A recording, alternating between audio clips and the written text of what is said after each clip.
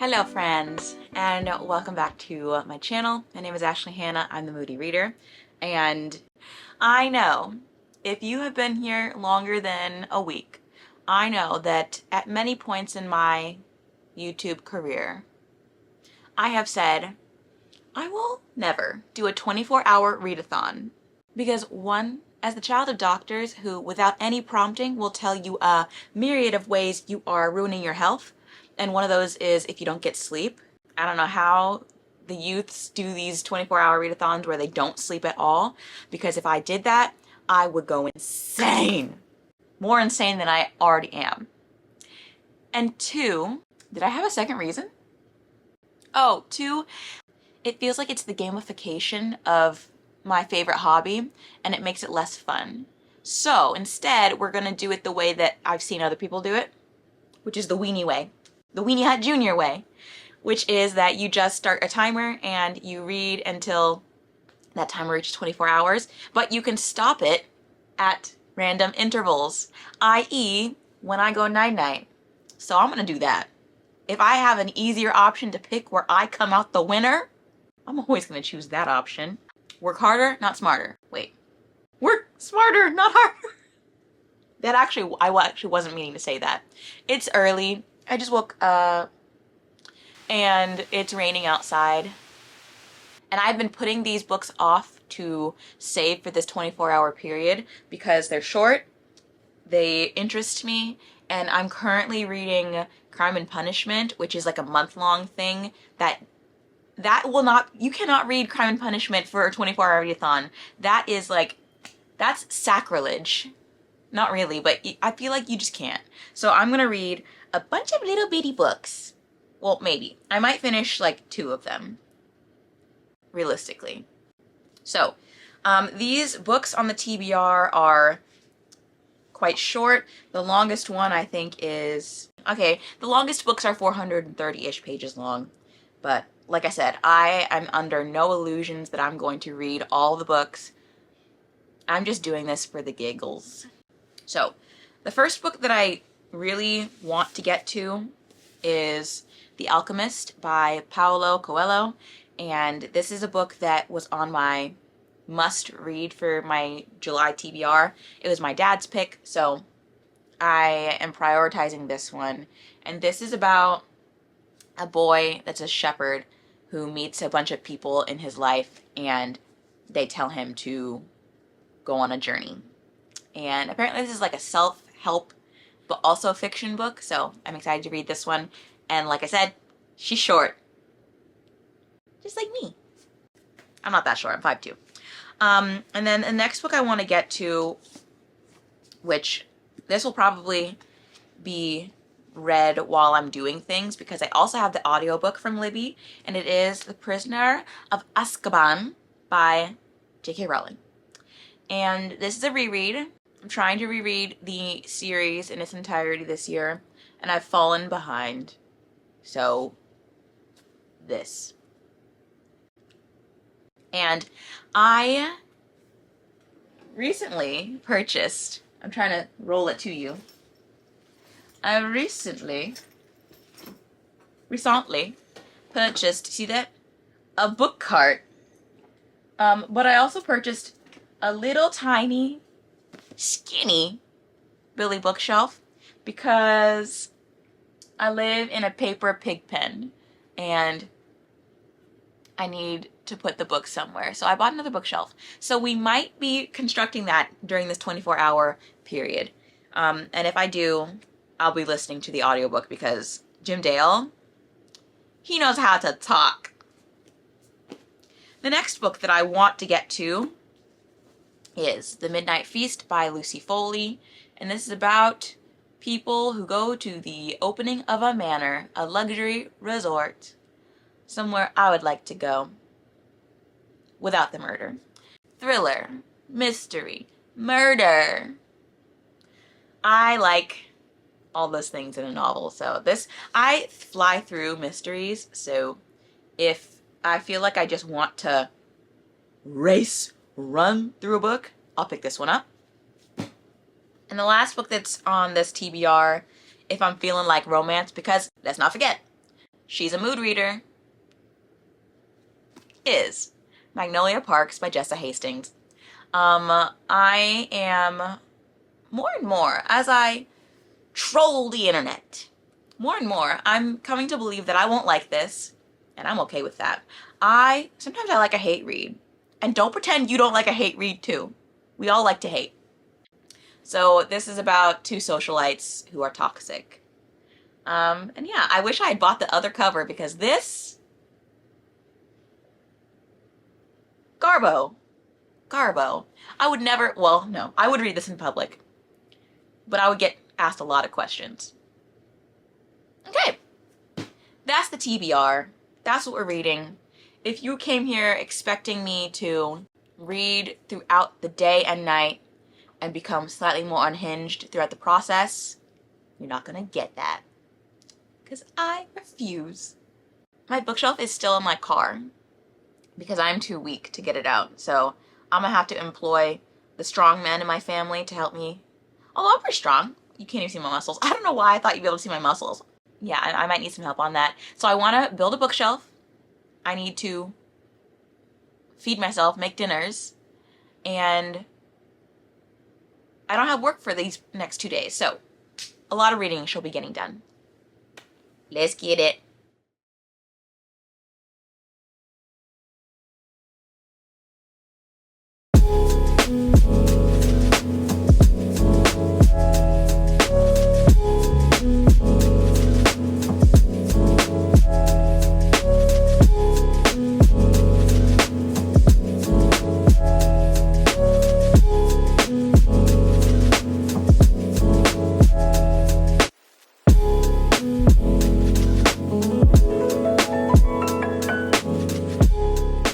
So within 40 pages, we have set up our main character Santiago and how he's living with his sheep, and the fact that his parents wanted him to become a priest, and he wanted to travel the world. So that's the setup, and then we learn that he's found this girl in town that he wants to marry, and but then he goes to a gypsy, and she says, you are going to go find this treasure.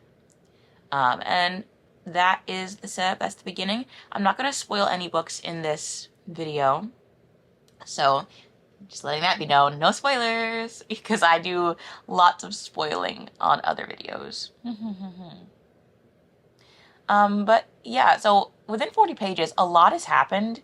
Like, we've gone from 0 to 100. His life has done a whole, like, 180 flip to not resembling what it first did. Oh my gosh, the sun came out. Cute. But yeah, and this book is very self-helpy with the fiction side, so we're getting a lot of, like, life lessons. So yeah, I'm enjoying it. My dad's copy has a lot of writing in it because he got this, I don't know when he got this version, but he read it when he was in college, I believe, is what he told me. So that was a while ago. No tea, no shade. You're not old, daddy. You're not 20. You're not a hot young thing like me. But what I've liked the most about this book was actually the foreword, and we're going to read a little bit of it. So the foreword is basically all about how the author, when he first published The Alchemist in his native Brazil, no one noticed. No one cared. It sold like 2 copies in the first 6 months. And his publisher cut him loose, canceled the contract, but he never lost faith in that he had his goal, and his goal, he never lost faith in that his personal journey was going to come to fruition. And this author believes that everybody has a personal journey. He believes that God has a path for us and that it's a positive one. So I really like the way this author just writes so positively. He is glass half full to the extreme. And even because there's inevitable downs in life, that they are purposeful and you have to use them to rise above. So I like that. And there's also some fun illustrations in here that are very nice. So, yeah. Ooh, Mr. Paulo is spitting out straight bars. He outlines the idea of dreams and how people, there's like two sorts of people, I guess. People that have a dream and want to realize it, and then the second type of person who has a dream, but that's all they want. They only want to, they have to have that dream there, and they don't want to have it come true because they wonder or they fear it won't live up to reality, or it won't live up to their imaginings, and it'll let them down. And then they'll like, specifically a character in this book goes, what'll I have to live for if the dream doesn't live up to my expectations? Because having a dream and then going about bringing it alive, that's a wild thing to do because you have to believe. Ugh. And I'm finding myself wanting to write in this book, and I'm not the biggest annotator. Like I'll underline things. I'm certainly not a doodle in my book person, and I don't like to write in the margins. But this is also not my book. This is my dad's copy, and he has heavily underlined all the things that he thought were poignant, and he's even written in the back with like footnotes, I guess. But I'm not that girl. I will not write in his book. I will keep that. Like, can you imagine? You let your daughter read your book and she starts like underlining certain things and crossing out what you've done. I would be the worst daughter in the world if I did that to his book. But yeah, I wish I had my own copy to like write down my thoughts. But I guess that's what notebooks are for.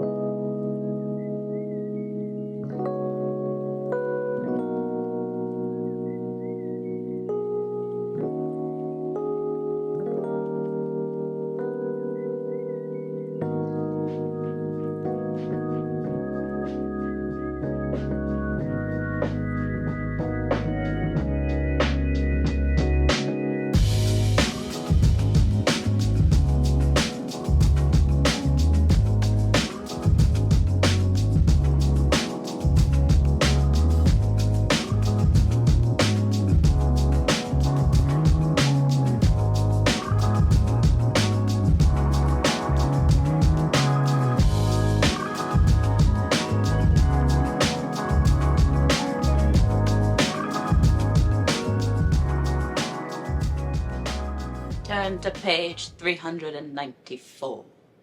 So as you can see, I'm probably covered in dust, and I have been listening to The Prisoner of Azkaban. And as you guys can see, I am almost to 3 hours into the readathon. Whoa. And I'm, like I said, covered in dust. There's some in my eye. Because I am trying to build me a Billy bookshelf. A tiny one. And as you can see, I am at the process of doing the dowels. I have made 3 of these bookshelves, and I'm not good at them. One time, no, I've made 2 of them. This is my 3rd one. One time, when I was making that bookshelf over there that houses all of my adult books, like classics and thrillers and whatnot, one time I built that bookshelf. I made it, but I put the bottom on backwards. So I had to undo the whole thing. Well, not the whole thing. I had to undo the bottom. And it was a time. So I took my little book tower down, and I have put the books that were on said book tower on my little desk there. As you can tell, there were quite a few. And yeah, so the other part of this update is that I got bored of reading The Alchemist. Not bored. I just got tired of using my eyes and tired of staying still. So I needed some activity, so I figured, why not build a bookshelf? Build it and they will come. So yeah, now I am just listening to the audio of this little thing, and I'm currently, I had already started this before this readathon, so I'm not going to count this as like a full started to finished read. kind of a thing, but I am 193 pages in. Whoops. And I'm at chapter 10. And I love this book, you guys. First of all, I love this movie. This movie is the bee's knees. Alfonso Cuarón, Corona, Bud Light. He was a wonderful director. I know that people don't like, this is like a heavily contested thing. You either love the third movie or you hate the third movie. I love it. I love the book. I love Fred and George. Fred and George might be my favorite characters ever because they're so funny. They're so freaking funny. And I love all the whimsy. I love all the details. I love Harry. And what's happened so far? So far, we've gotten to school, we've met Lupin, we've seen that, it's raining again, oh my gosh. We've seen that Harry is a little sad boy and gets affected by the Dementors. Also, like, honestly, because I know the story so well, and most people know the story so well, it's just the little funny bits where, like, the Quidditch. I love that this book, there's so much drama with Oliver Wood. Because this is his last year. He's a 7th year. And he's like, I will lead this team to glory. Or I'll die trying. Because it's that deep for him. So I'm just having a good time. Just heard the classic line, turn to page 394. And yeah, Crookshanks is an icon. Okay, let's build this bookshelf. I've been procrastinating far too long. Oh my gosh, I think I'm allergic to all this dust. I mean, who's not allergic to dust? Tell me that. A comment down below. Are you one of those few people that's not allergic to dust? I envy you. So I just noticed something that I hadn't before in this audio of Harry Potter. So the third book, if you didn't know, is all about Harry and his 3rd year and Sirius Black, the crazed wizard who was in Azkaban for 12 years in Azkaban. He has broken out and he's going to, he's going to find Harry. And so you learn, like, what Sirius is to Harry, how he relates to his family. But then we also have, like, more of his parents' time in Hogwarts and what happened with them.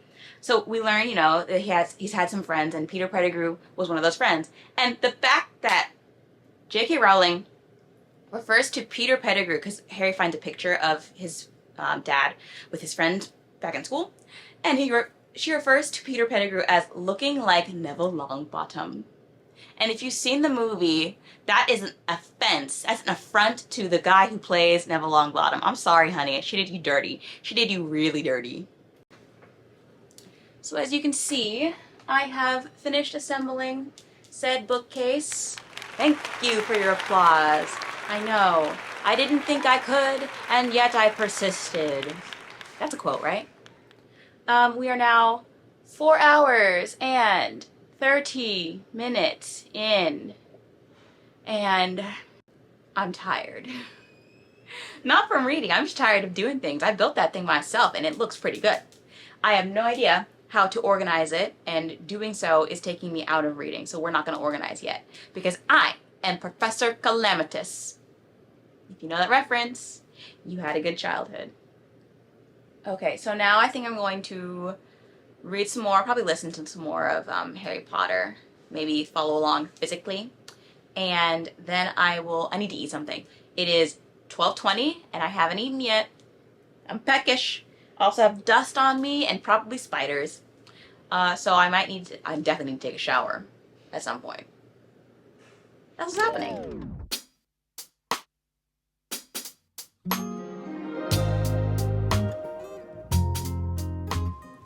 Alright, we are 5.5 hours in, and I finished The Alchemist by Paulo Coelho. And I'm torn. I mean, obviously without spoiling anything. It's a self-help book that I don't like self-help books usually because they seem very, yes, do these things and you'll have a better life. And this is self-help in the form of fiction. And so, but it also delves into a form of literature that I like, which is finding its root in faith. God and Jesus and other religions' gods are mentioned in this book, and so me being Catholic, I love reading stuff like this. There were lots of moments where, like, my dad has underlined several things, and I feel like he should have underlined way more. There were so many good tidbits. It just, and especially because I'm working my way through the Bible right now, this year, it hits a little differently. What I will say is that for a story itself, it was okay. I'd say story-wise is probably a 3, but inspirationally and the message and just how I felt about it is a 5. So I feel like I should average those out. So I'll give it a 4. I will give it a 4 because I feel like that's what I want to give it. Sometimes, you know when you turn the camera on and you don't know what you're going to say? That's me right now. I've had some more thoughts that I've kind of marinated on for this book, because when I first finished it, I was like, okay, it was a story and they were in the desert for far too long. And if you know me, I don't like things that are set in the desert. But this book, it is like the epitome of, I mean, it's like the foreword. The foreword is the author saying that his life is like this book. The book itself did not do well. Well, that's relative. It sold a couple copies in the beginning, and, you know, his publisher dropped him. But his personal legend, he was following his personal legend, and his treasure was his writing and how he wanted to share that with the world. And this book is essentially telling you to have a goal and achieve it, and that you are meant to achieve it. So in that way, it made me think about my life and my goals, and how sometimes I feel like it's like in the book it says at one point, there's that proverb, it's always darkest before the dawn, and it's always going to look like it's the most impossible before it gets possible. So I'm just like, I'm taking a look at my life and what I want from it, and I'm like, maybe I should go in different places, and I don't know. It's the journey of life, and it's all glory to God. So I'm now rethinking my ranking. I'm now rethinking my rating, and I'm more inclined to give it leaning towards the 5-star range, because it was so, like, because I'm thinking about it more. A 5-star is a feeling. It's not, you cannot measure it. It's just, do you think about that book later? For me. On this channel, it's about me. And it's like, do I think about it days afterwards? If yes, then 5-star. So I guess this is a 5-star. I don't know. I might have another update in 20 minutes that goes, this is a 1-star. I'm fickle. So first book of the readathon. Done. So we will go on to, so here's stuff I need to do today. Just because I have a couple days off from adulty tasks like work, doesn't mean that I can just do whatever I want. So I have to do laundry. I mean, I don't have a lot of tasks to do, quite frankly. I need to do some laundry, I need to exercise, and then I need to shower, and then I need to make dinner at some point. And finish taking my vitamins because I left mid-swallow. Okay, so in the Prisoner of Azkaban, this is not where I am. Okay, I am on chapter 16 on page like 339, and I got about that much left.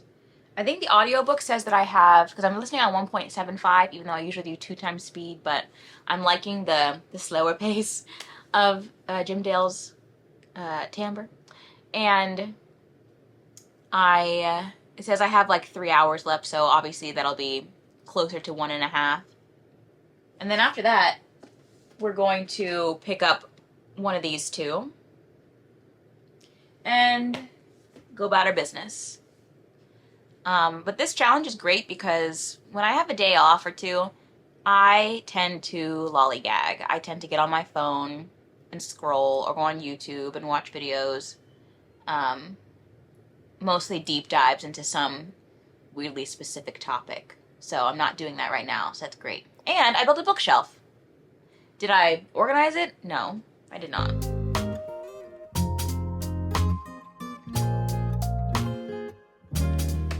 So I'm at the part where Crookshanks is the hero of the story. We've just gone to Hagrid's house, and are there people who still don't know what the third Harry Potter book is about? Well, basically, Hermione's pet lover, her inner pet lover is coming out, and Hermione becomes a force to be reckoned with in this book. And this is just another reason why I think that Harry and Hermione were meant to be together. You can at me, you can email me all of the ways you think that Ron is the best guy for Hermione, and I disagree. I disagree wholeheartedly, because with the amount of things they get up to, the amount of side quests Harry and Hermione go on, specifically the one in this novel where, don't get me started on the Time Turner plot holes. I'm okay with it. I'm not one of those people, I'm going on so many tangents. I'm not one of those people who cares about the Time Turner debacle. I don't care. I think it's a fun thing that the author came up with. I think if I had a Time Turner, I would use it all the time. And I think that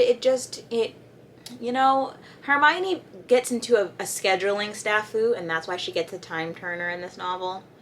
And I love it for her. So yeah, I don't know what I started this clip to originally say, but I'm at the point where,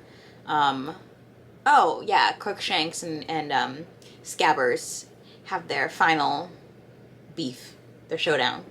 I'm drinking an illicit second cup of coffee. Another reason why in these 24-hour readathons, of which I will never do an actual 24-hour readathon, another reason why I don't do them in an actual 24-hour period is because people usually abuse caffeine in these, and already, I used to drink so much coffee when I was younger. It was just like the thing. Back in the 2010s, we all drank coffee like it was our lifeblood. There was a girl I knew who drank straight up black coffee and I drink straight up black coffee, but she drank it for a substitute of water, I think. I think she was made. I think her blood ran roasted. And, so I have drank coffee for a long time. And I drank so many cups of coffee, and it was my routine. I would at least drink 2 cups of coffee, big ones like this, no milk, just black. I would do that at least twice a day for years. So when I stopped doing twice a day, I got massive migraines, and I've weaned myself off of caffeine. Not entirely, of course. If I go without a cup of coffee for a day, I get a huge migraine, so I'm not doing that. I'm not going there. But I can occasionally do a second cup of coffee, and that's what I'm doing right now. I will never drink coffee at night. Well, unless you're at a restaurant. When you're at a restaurant, and this is just, the timer's running, mind you. The timer's running. And I'm still blabbing. I'm still gabbing. The timer's at 6 hours. Woo. And I'm wasting time. But I don't care. Where was I going? My train of thought has left the station. Stop this train. I wanna get off and go home again. Nope. Thought that would jog the memory. Oh, at a restaurant. You're at a restaurant and the waiter or waitress at the end of dinner goes, "Would you like dessert? Would you like some coffee?" My parents and I would always get coffee. I would get it because they would get it, and I'm a copycat. So it's like a fun thing. It's a fun treat on certain nights. And it's always like a small cup of coffee, and it just hits different. But then you stay up at night. So I'm going to try and down this before 3 o'clock It is, oh, for sure. It's 2 o'clock right now. I'm gonna drink this coffee and read a little bit with my eyes. I haven't been listening because I'm saving that for the treadmill because I'm gonna exercise. I need to get some steps, even though I had a workout building my bookshelf. Okay, my laundry is currently in the washer and all is good. I'm productive. Although, as much as I don't like Ron, I do have to pour one out for my brother for his leg being broken. Like that's traumatic. That's not cute. It's not cool. But you know, it progresses the story and it means that Harry and Hermione have to be together. He can't go on the adventure. Again, I'm tired of sitting on my butt, so I'm going to get on the treadmill and walk. I do not run. I used to run. I used to sprint. Back when I was like pursuing ballet full time, I would get up at 6 o'clock in the morning and sprint. I know. Side note, also these are my socks. They don't match because I can't find the other sock, but at least they're both kind of green. Side note, I have seen that Pilates is becoming popular in the mainstream. And speaking as a dancer, who one of my like things when I would get like talkings to about you're not doing very well and you need to tone up and blah blah blah blah blah. They were like, do Pilates. And so I would have to do Pilates and it was so boring. I hate Pilates. Yes, it's good at toning. Yes, it's good for dancing. Yeah, blah, blah, blah, blah, blah, blah. Pilates is boring. You're just laying there on a mat, thinking about your imprint and your neutral spine, and it's boring. So to anybody who says they like Pilates, I call shenanigans. Pilates are not fun. Pilates are not fun. Pilates as an activity is not fun. I would rather do a 10-minute wall sit than do Pilates. Okay, that was extreme. I would not want to do that. I would not want to do that. But if you like Pilates, good on you. I'm just scarred from having to do Pilates. I guess it's different if you're like taking a class and like bar Pilates. Like, are people doing it where they're like STOT certified? Are you? Are you taking from a ballet dancer? That's my question.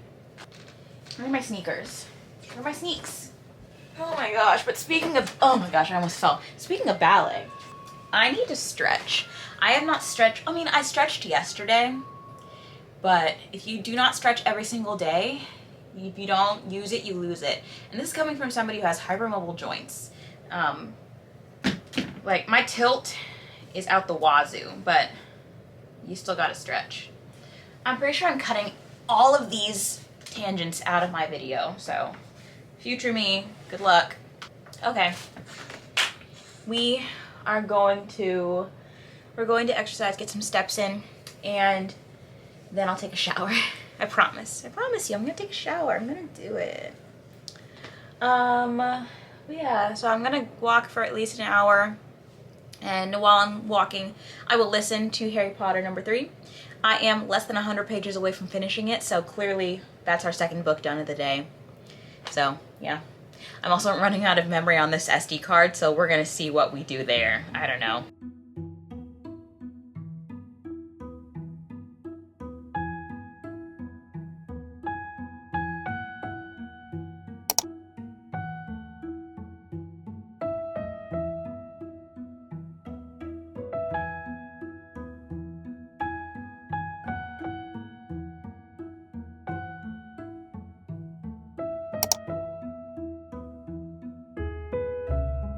Oakley dokley, so we are a little over 8 hours in and it is 4 miles later.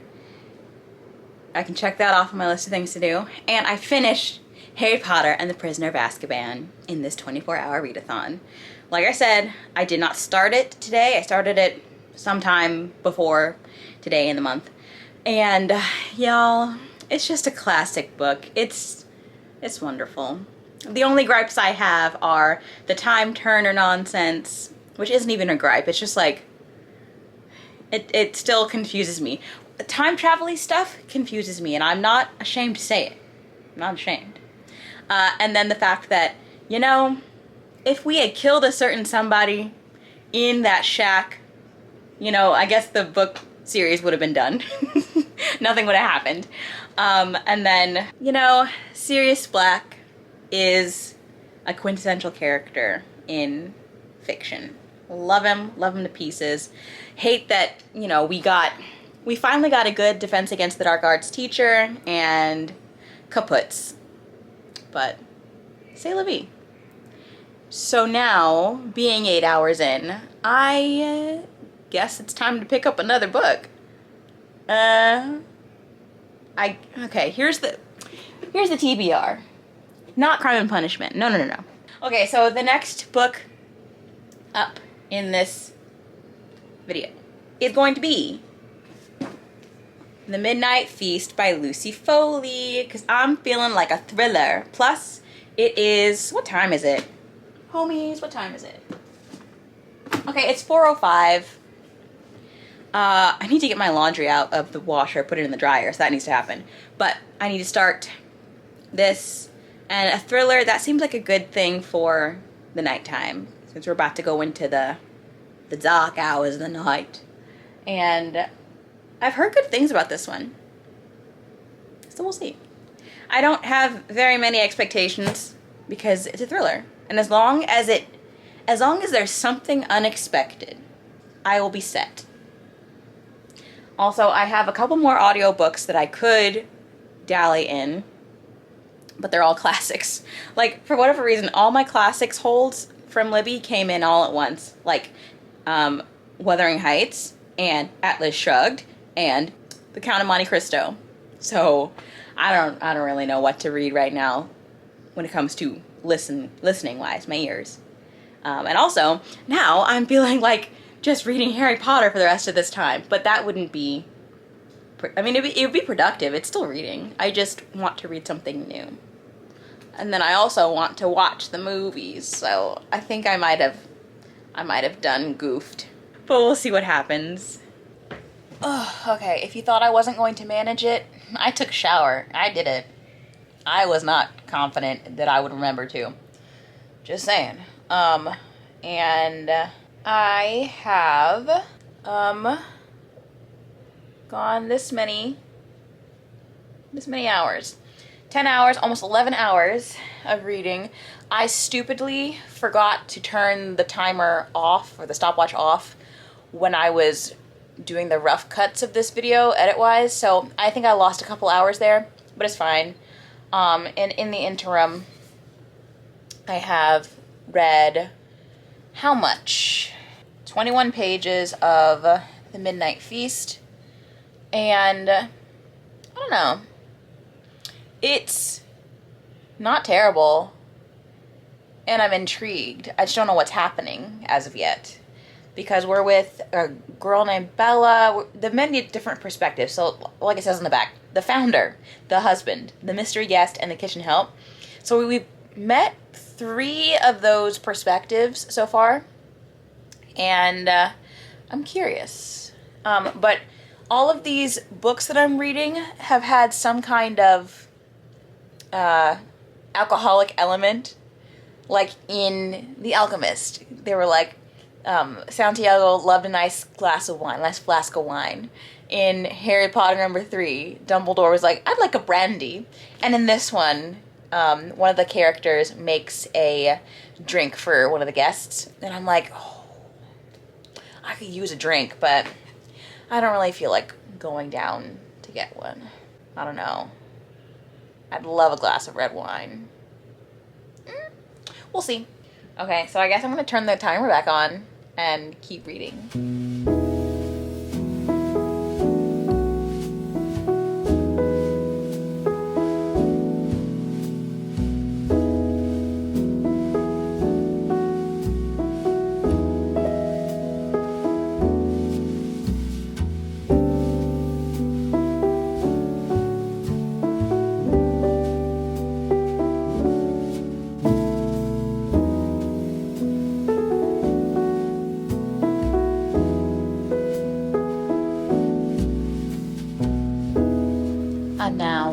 13 and a half hours, so we're nearing the 10-hour mark for how much time I've got left in this readathon. And I am 139 pages into Midnight Feast. And I don't hate it. It's good. It just feels like a cross between The Hunting Party and The Guest List in a way that has been done before by this author. Which, I mean, she knows what works for her. And it's... So, did I even say what this is about?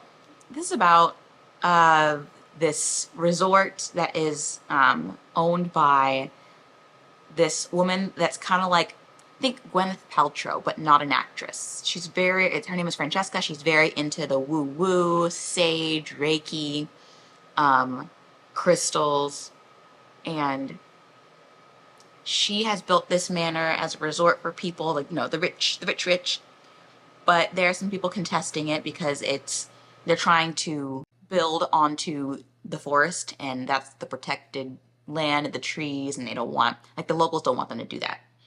So that's one snafu she has. And then this book is also told in many different perspectives. We have, of course, like I said, all of these people, but we also have some journal entries, and this is supposed to be set in 2025, but it's also set the day after something happens where there's a body that's been found, and then the days following, or the days leading up to it. So we have many different timelines. And the one I hate the most is the journal entry, like flashbacks in the past. For whatever reason, the person who wrote the journal entries is writing it in a way that is confusing for me to read. So that's not my favorite part. And then I just also feel like I know how everyone's connected. And I wish I didn't. I wish I was a little more in the dark and in suspense. There's not a lot of suspense, but I mean, it's okay. A few errands were run, so we did not clock in for that, but we are now at 15 hours and 37 minutes. And I am at page 309 in the Midnight Feast. And everything's kind of going the way I thought it would. The only question I have is about a certain character and what they're gonna do towards another character. That's gonna be interesting to me. Also, a connection between one character in the past and one in the present was a link that I wasn't expecting. Was I? I can't remember at this point. It was interesting. I will say that. I just don't love this setting and the verbiage, the language that characters are using. But other than that, it's a fine book. It's probably gonna get a 3-star from me. But yeah, I have about, let's say, I have about 40 pages left, so we're gonna finish this, and then we're gonna hopefully have enough time to read one more book. All right, I finished it, and it was aight. It was okay. The end really made it a little womp, like a little lackluster for me. I just saw it all coming. I don't know. It wasn't, like, when there were twists or reveals, I was like, heard. And that's about it. Like, I guess the whole wrap-up of it made it seem really underwhelming. And yeah, I wouldn't recommend this one just because it seems like a redo of the author's previous work. Yeah, it just, like, and one character in particular was just super annoying with her high and mighty personality, and I don't know, she's supposed to rub you the wrong way, but it was really hard to read the dialogue, and because it's in first person, it was just so tedious. But yeah, like I said, I would not recommend this one if you were going to pick up a Lucy Foley. Don't go with this one. This one is and honestly, the thrillers that are being released this year have all been kind of lackluster. But this means that we are, let's see, how much longer do we have in this readathon? We have just under 8 hours left in the readathon. So I think with the remaining time we have, we will dive into Magnolia Parks. And then I gotta edit this behemoth of a video. If this takes me longer than 5 hours to read, I want my money back. Let's see. Oh, goodness. This had better be the good kind of trash. That's all I'm saying. I hate this book already. And I'm on page 5.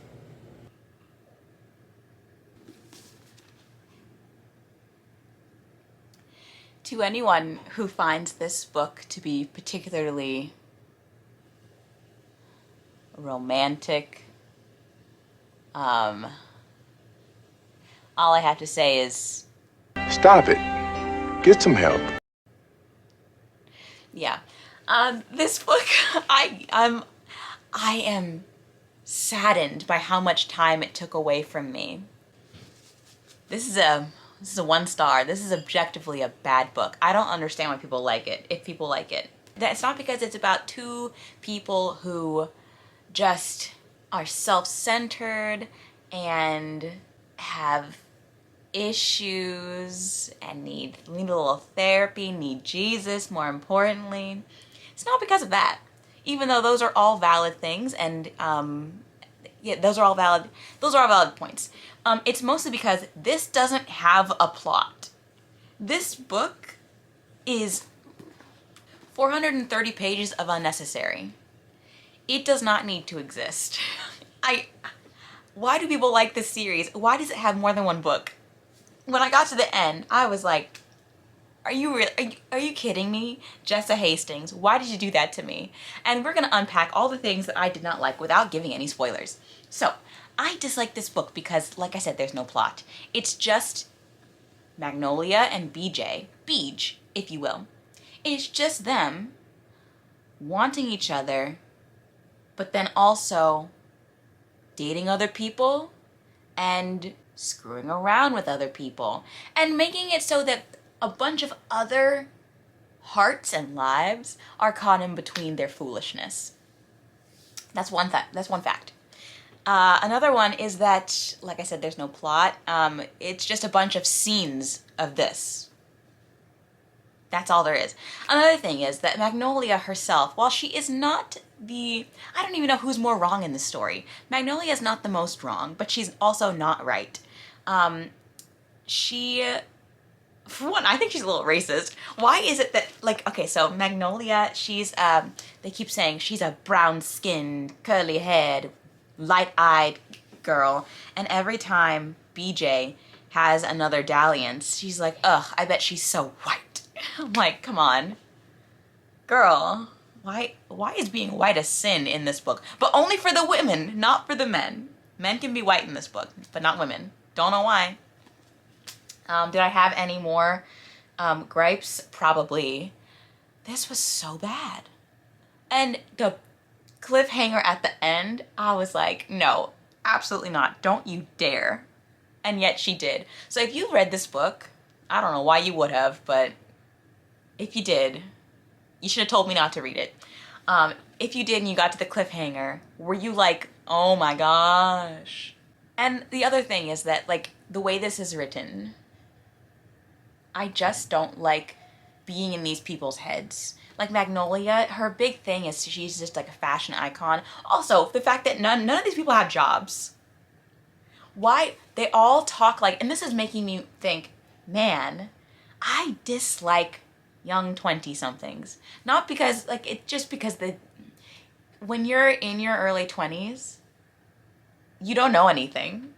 And this is coming from a person who's nearing her or is in her late 20s and still doesn't know anything. But the fact that these people are supposed to be adults and there's another character who's supposed to be in his 30s and he's dallying with these babies? Babies, they're children. The only saving grace for this book is that they're British. I think if this was a book set in America, no one would like it. It's only because they're posh and rich But like if they were American and rich, no one would like this book. What was I saying? Oh, so Magnolia basically doesn't have a job, and she'll tell you this. She'll tell you this fact. She's like, I don't have a job. She's like, I have a job, but I don't do anything at it. And BJ doesn't have a job. He's an Instagram thought. And her thing is she can always tell what somebody's wearing, and the amount of descriptions of like name brand designer clothing that I read that I didn't care about. Tragic. Ghastly. Abhorrent. I didn't like it. I didn't like any of it. I hated it. This is making the worst books of the year video at the end of this one, for sure. You can bet your bottom dollar it's going to be on that list. So there's that. And there were only so many, like, there were some saving graces.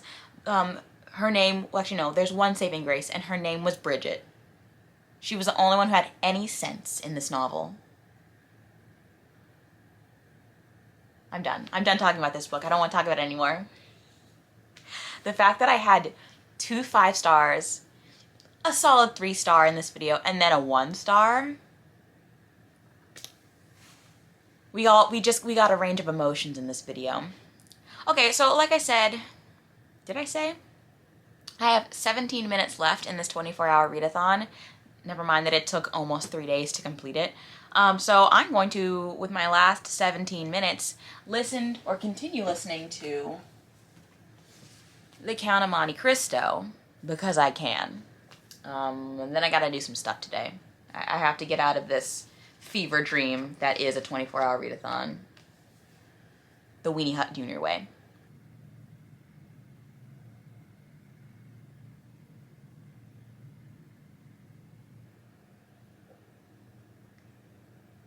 Alrighty-o, folks. And that is time on this experiment. I did it. I read, not consecutively, but I did read for 24 hours. And here are the books that we read. We had some mixed bags, we had some wins, we had some losses. But we read altogether 4 books. Basically 3.5, because in Harry Potter number 3, still a bookmark in here. In Harry Potter number 3, I think I was about 193 pages in. So let's say I was at page 200 and I read till the end, which was 462. So we read basically 262 pages in Harry Potter and the Prisoner of Azkaban. Give it 5 stars. I will never give it anything less. We read The Alchemist, which was 171 pages. Again, I'm giving it 5 stars. I have to. We read The Midnight Feast. I also gave this 3 stars. Solid, but kind of boring at times. And then I read Magnolia Parks, which was 430 pages, and I gave it 1 star. So that is what we did over the past few days. And yeah, there's really nothing more to this video. I like reading. So if you enjoy reading, give this video a thumbs up, subscribe if you like, and I will post more bookish videos. So thanks for watching, and I'll see you guys in my next one. Bye.